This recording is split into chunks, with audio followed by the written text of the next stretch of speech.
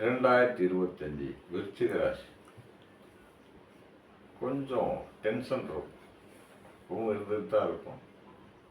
வருஷம் பிறந்தும் கொஞ்சம் டென்ஷன் இருக்கும். போன சனி பயிற்சியோ குரு பயிற்சியோ பெரிய மாற்றத்தெல்லாம் கொடுக்கல. குழந்தைங்களுக்கு கொஞ்சம் தொந்தரவாக இருக்கும். குழந்தைங்களால் நமக்கு கொஞ்சம் மன கஷ்டம் இருக்கும்.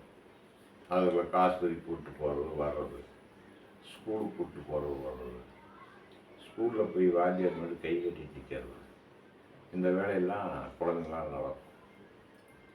அதே நேரத்தில் குழந்தைங்க படிப்புலேயும் கொஞ்சம் அப்படி இப்படி இருக்கும்.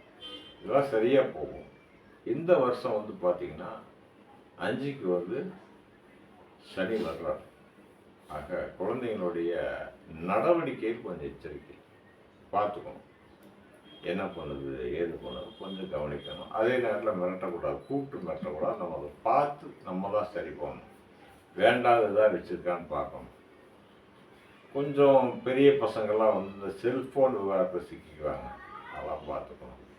மற்றபடி தொழில் பார்த்திங்கன்னா இப்போ இருக்கிற மாதிரியே தான் இருக்கும். பெரிய மாற்றம் ஒன்றும் இருக்காது. முதலீடு தேவையில்லை. இந்த வருஷம் முதலீடு தேவையில்லை. ஏன்னா குரு 8ஆம் இடத்துக்கு வர்றான். 7ஆம் இடத்துல வந்த குரு மாத்திரம் ஒன்றும் பெருசாக பண்ணிடல. 8ஆம் இடத்துக்கு வர்றார்.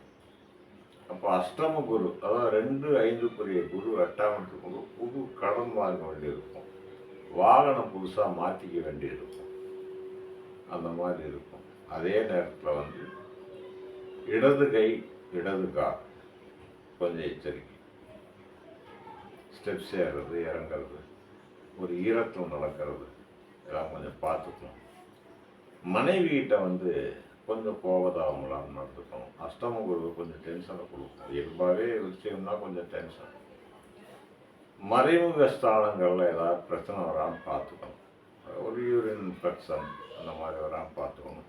அப்டமன் ஸ்கேன் எடுத்து பார்த்துக்கிறது நல்லது. முதுகுத்தங்கில் பிரச்சனை வராமல் பார்த்துக்கிறது நல்லது. இதெல்லாம் அறிவுரைகள், பார்த்துக்குங்க. மற்றபடி பரிகாரம் பார்க்க போனீங்கன்னா முருகப்பெருமான் வழிபாடு, விசாக நட்சத்திரத்தன்னைக்கு இல்லை வைகாசி விசாகத்தன்னைக்கு அன்னதானம் பண்ணுறது சிறப்பு.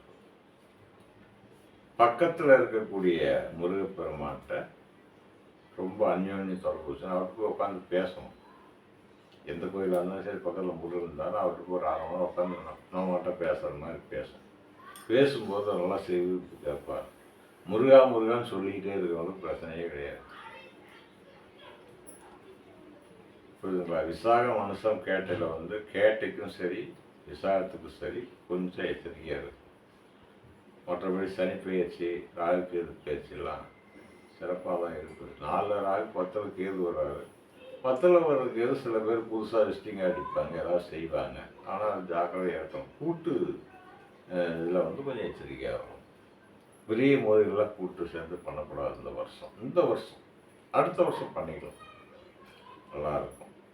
மற்றபடி உணவு விஷயங்களும் கொஞ்சம் ஜாக்கிரதை. சாப்பாடு தூக்கம் எல்லாம் கொஞ்சம் கரெக்டாக இருக்கும்.